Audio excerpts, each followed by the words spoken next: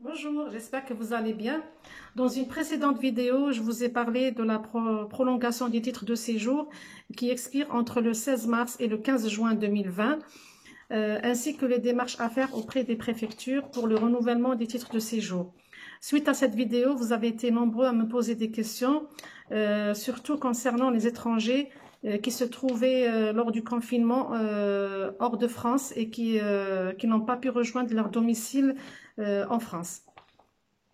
Donc, j'ai retenu 3 questions. La première question, est-ce que les ressortissants étrangers munis de titre de séjour peuvent entrer en France? La réponse est oui. Les ressortissants étrangers munis de titre de séjour qui a expiré alors qu'ils se trouvaient à l'étranger pourront rejoindre leur domicile en France dès que possible. Cela concerne les documents autorisant le séjour en France qui auraient expiré entre le 16 mars et le 15 mai 2020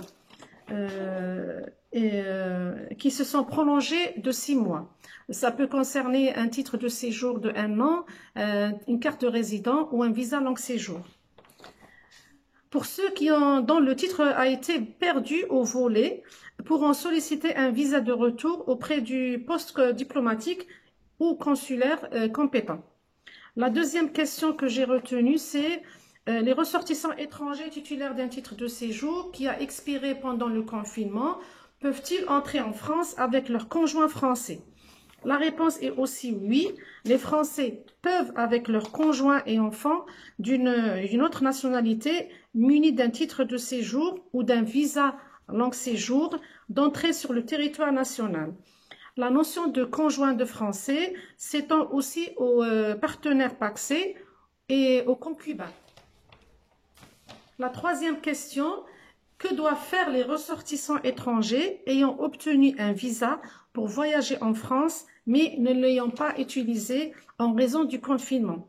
La réponse est que s'il s'agit d'un visa de court séjour Schengen qui ne peut être utilisé actuellement, le ressortissant étranger pourra bénéficier d'une procédure simplifiée avec des justificatifs allégés pour une nouvelle demande de visa lorsque l'activité de délivrance des visas aura repris. La gratuité des frais de visa pourra être accordée. S'il s'agit d'un visa long séjour qui expire entre le 16 mars et le 15 mai 2020, sa validité a été prolongée automatiquement de 180 jours. Ça concerne les visas long séjour, soit pour rejoindre un conjoint français, soit dans le cas du regroupement familial, soit un visa D pour les études. Donc, dès l'arrivée en France, des démarches sont nécessaires auprès des préfectures pour le renouvellement du titre de séjour ou pour prendre un rendez-vous pour une nouvelle demande, surtout pour les étrangers titulaires d'un visa de long séjour.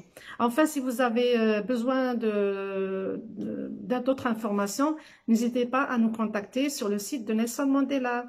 Au revoir et à bientôt.